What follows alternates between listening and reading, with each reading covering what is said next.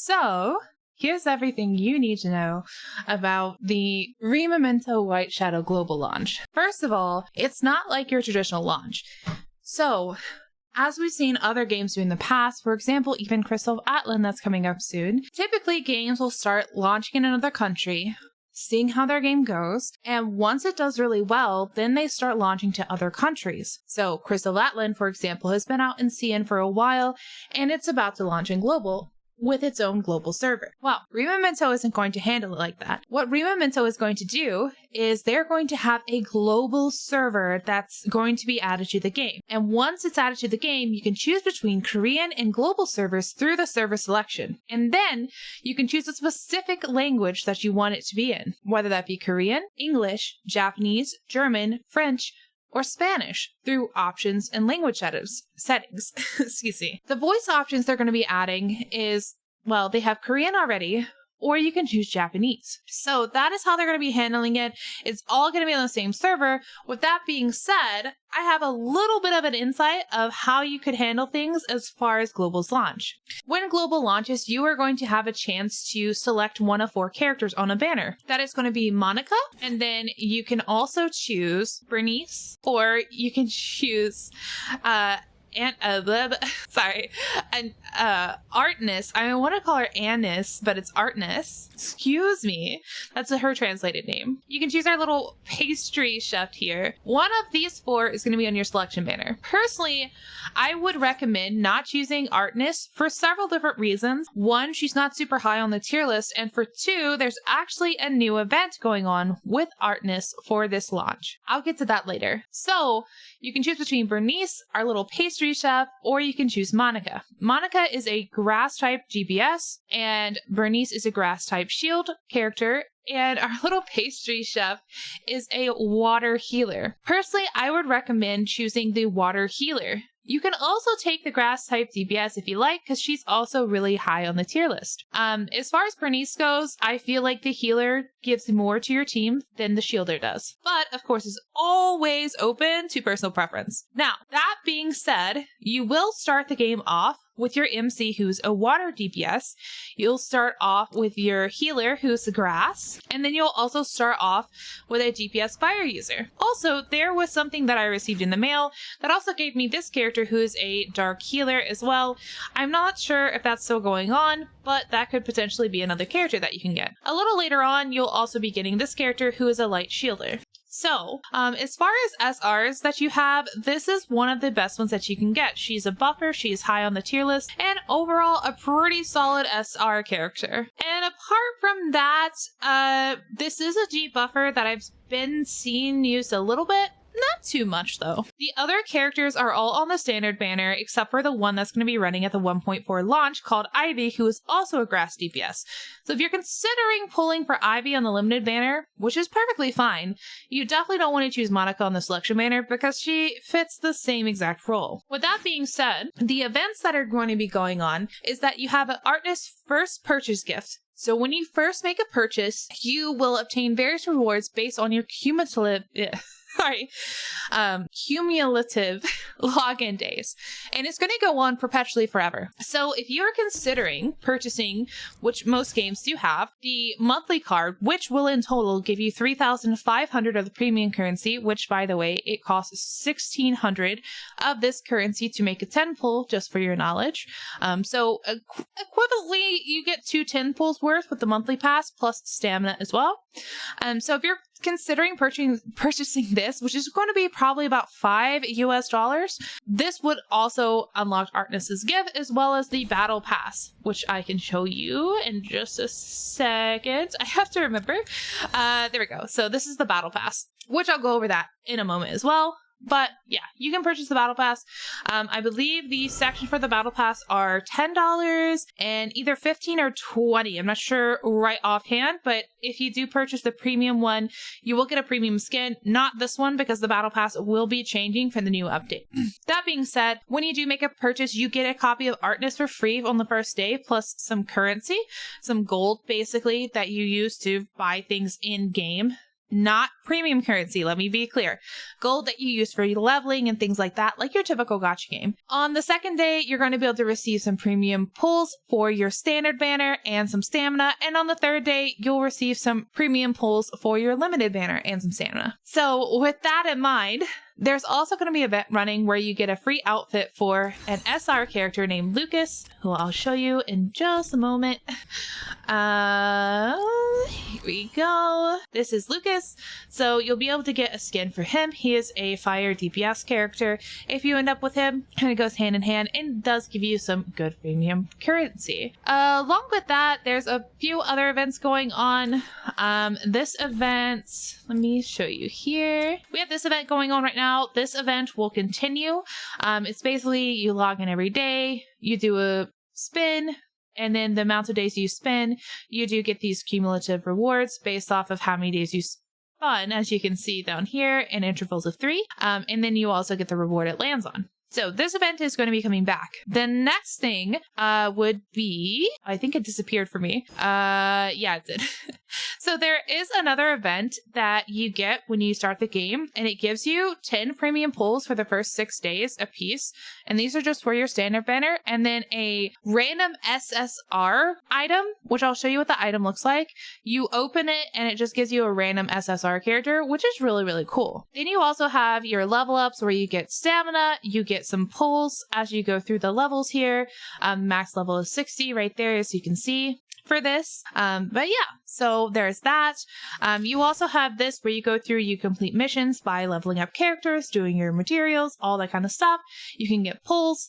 You can also get mounts, because there are mounts in this game, and some premium currency, so you can kind of see as that goes through. And then there's some other events going on where you can get this currency. This currency is used to exchange in this shop, and this shop can give you pulls as well as some gear and some materials, and you get this just by doing your like daily farming for materials and things like that. So they do have like some good little things going on. Now, a lot of these are ending before the update, so we don't know if they're going to continue on, or if they're going to be refreshed, or if they're just going to be over. So we'll find out with a new update. Let's see. Oh, so the new battle pass, the outfit is actually going to be for Beatrice, which I know you don't know who that is. So if you wanted to know, this is Beatrice. Okay. So you kind of have like a little overview. The game is a turn-based game. It is very open world. It's not like HSR where you have the sections where you're locked and you can't go to certain areas. You can go basically anywhere all over the entire map, which is really, really, really nice. There is, like I said, a mount system. So you have mounts to traverse the world in. This one I got for free in the mail. This one is the one you start off with, and this one you get for achievements. There's also PvP in this game, and you do get various rewards for that, mainly a little bit of currency, and there is an exclusive mount for getting top in PvP. Let's see. Apart from that, we can go over the gacha system just briefly. So the gacha system is a little bit unique in a few different ways. So you have your limited banner here, and the secondary item is kind of like HSR. So this is basically your light cone that you would need for that specific character. And then this is your standard banner and your standard banner light cone, which that kind of goes hand in hand. They're all in there, but it is a little different than HSR. Every single limited character, once their banner is over, is going to be added to the pool. So yes, there's a lower chance to get light and dark characters versus all the other elementals, but the cost is the same. So that being said, you can basically get any character in here, which kind of brings the question, who should you reroll for? Well, just to give you a little brief overview, this character right here, she is the best, and I mean best buffer in the game right now. She is the top of all the tier lists. So she is really good to reroll for. Diana is also a really good buffer that you could reroll for. W. All around. She is a debuffer that just ran. She is very, very strong, very top of the tier list, very solid unit to reroll your account for. And then apart from that, you could also reroll your account for Beatrice if you're interested in her. She is the top performing DPS right now. But if you also want some of the other characters, Sonya is really, really good. She's not top of the tier list, but she's still really strong, and I really like her. This character, who I don't remember the name off the top of my head, I am so sorry, is also a really strong, solid DPS. Let's see. She also wouldn't be bad. I wouldn't recommend re-rolling for her over the other buffers, but she's still pretty solid if you end up with her and just really want her. Other than that, I think everything else, either you can select it or, So Holy, I would probably recommend re-rolling for either her or Beatrice. Those would be my top 2 picks just based off of meta, or her as well. So getting into more about the gacha. How the gacha system works is it's 160 of this currency per single pull, meaning 1600 for 10 pull, which is like your typical gacha, with an 80 pity. Now, a little bit different. So how this game works is for every single pull that you make, like every single one, you're going to get one of these. Once this gets up to 200, you can actually exchange for any character that's on the standard banner, even if you don't own them. And if you do own them and you just want additional copies, which by the way isn't necessary in this game, think more like Etheria, where it busts their stats a little bit, pads their stats, but it doesn't really make them super OP like HSR, where it changes abilities and etc, etc. So additional copies, in my opinion, aren't really needed. So if you're going to be going for this to exchange for a character, this is basically what you're looking at, and you can exchange for any character whatsoever, which is really, really nice. Also to note, I have 136 currency, and I am completely free to play on the Korean server. So if that gives you an idea of some of the rewards you can get. And also that 136 also includes it was either 40 or 50 pulls that I made on the selection banner, which I don't have anymore because I've already selected my character. So keep that in mind. The limited banner also works similarly in that way. So when you pull on the limited banner, you also get this currency. So it's a little bit different. And how this works is once you get to 120 instead of 200. So at 120, you can actually exchange for whoever is on the limited banner. This also works because the same number carries over on the light cone as well. And on standard, again, it's the same thing for the light cone, and you can exchange for any light cone. So with that being said, it's a really nice way to guarantee that you're going to get the character that you want, but it doesn't stop there. If we go into our store here, there's this section right here. So this currency and this currency, you get this currency every single time you get an SR or an SSR character consecutively. So meaning that, like, if you pulled this character that you already have, or it doesn't matter, honestly, if you have them or not, you're still going to get currency.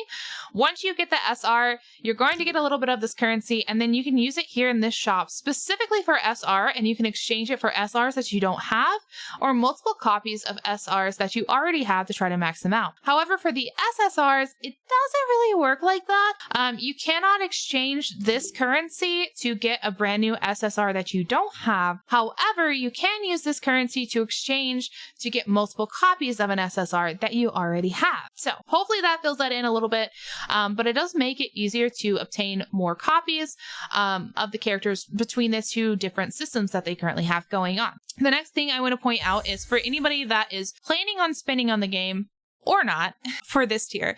So this is like a spinning event that is going to be refreshing with the next patch. They have confirmed it. So you get this for free. You get 100 of this, which is your pull currency, basically, that you can exchange for either limited or standard pulls.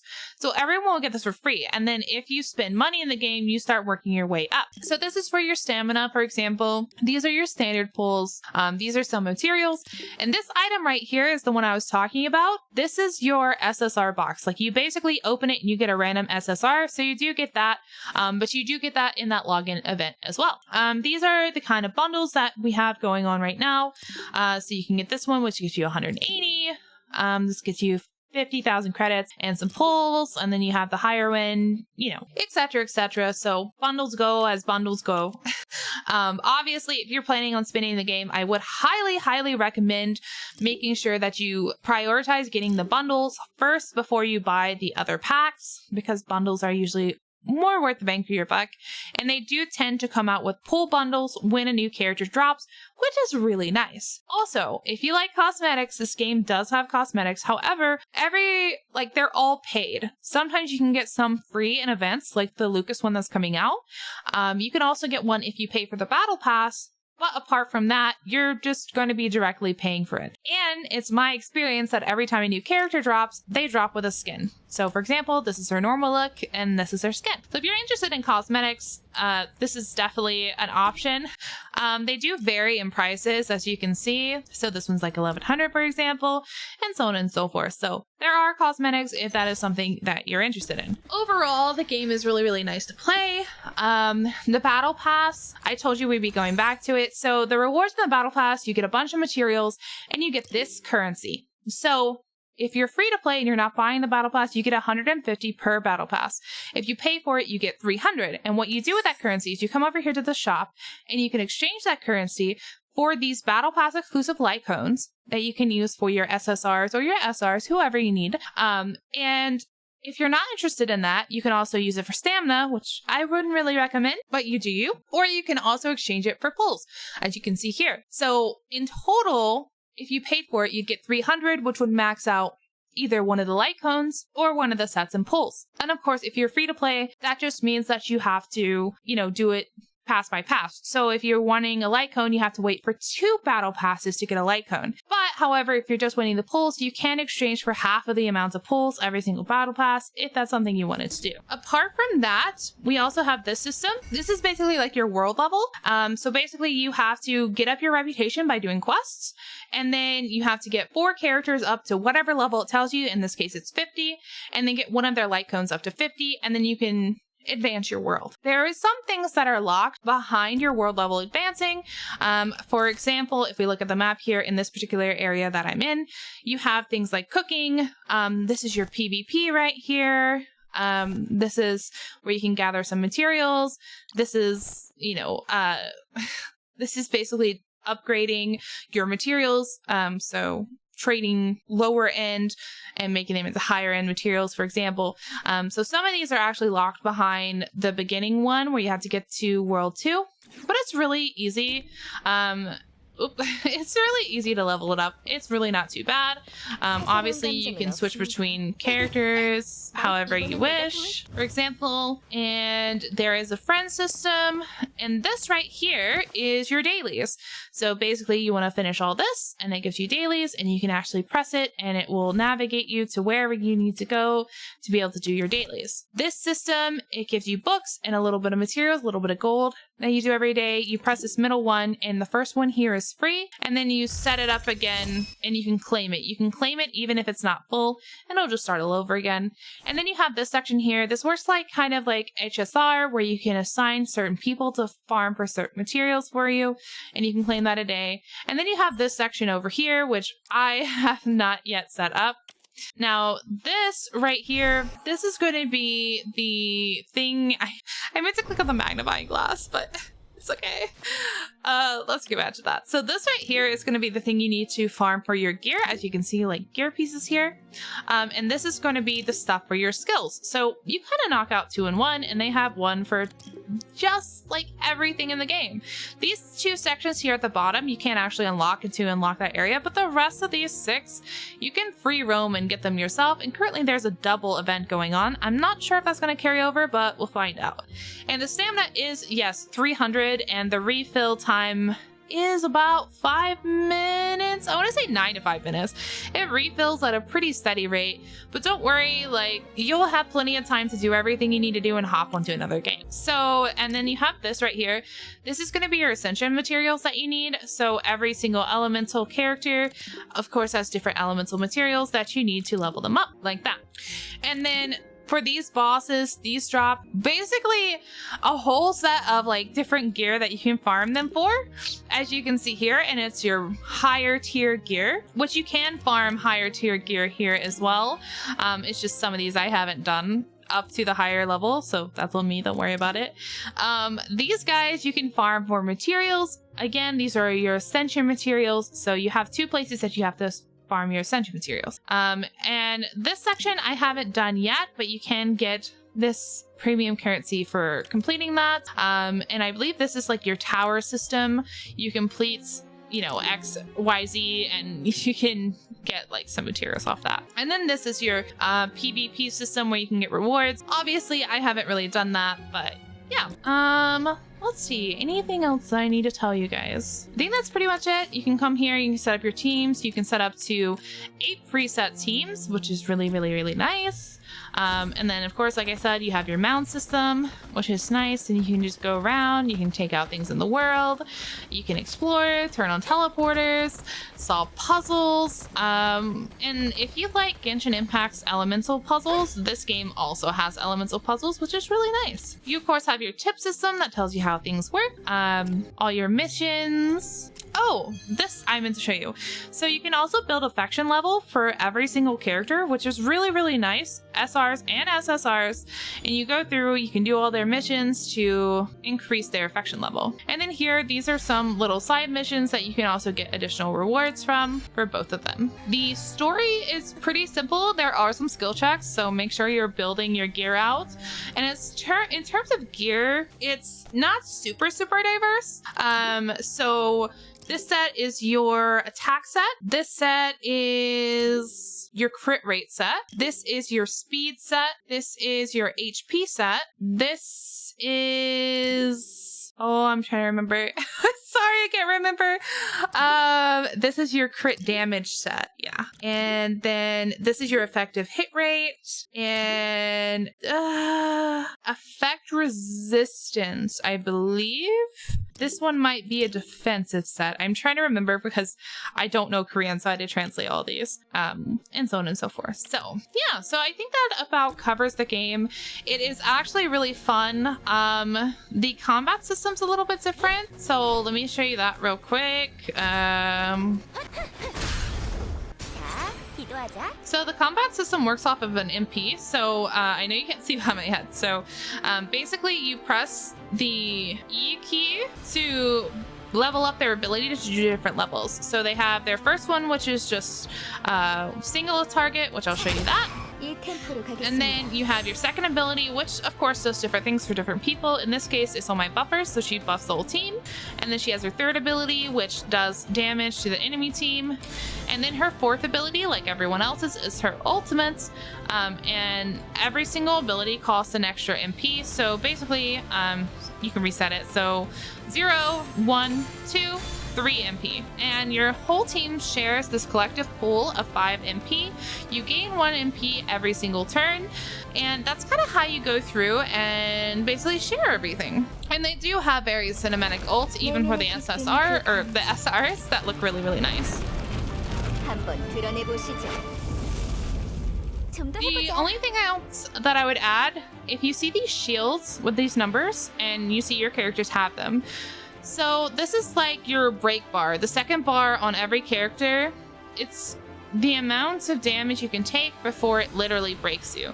And you can only take break damage from your opposing element. So for example, these guys are light and dark. They're only going to be taking that break damage from light or dark characters. So can't really show you here. But for example, my healer right here is grass. If we were facing a fire unit, the fire unit could break her. And every hit that they do to her would lower this number until it was 0. Once it was 0, she would be unable to take action for a whole turn and then would have to come back up. The same thing for the enemy. Once you break their break bar, they can't act for a whole turn, kind of like HSR, and then they would come back from the break. However, when their break gets restored, it would go from this 3 number and it would increase. So keep that in mind when you break someone, that it does in fact increase that break number, and it will make it harder for you to go back and break them again as you go through. So opposing elements are super important, and also knowing what kind of enemies you're facing to know who on your team is most likely going to be able to be broken, especially if it's your healer or your DPS. It can really put you in a sticky spot when you're facing enemies like that. And word of advice, she is grass. She is a unit you're going to start off with. And most of the big boss story units that I faced so far are all fire, which means they're going to be able to break her. So keep that in mind when you come across, because there's nothing you can do once they're broken. They just have to deal with it. However, there are some characters with abilities like this one that can protect your break break far, but we're not going to get too into detail about that right now. Yeah, so that's about everything I could think of as far as Rememento. It's a really good game.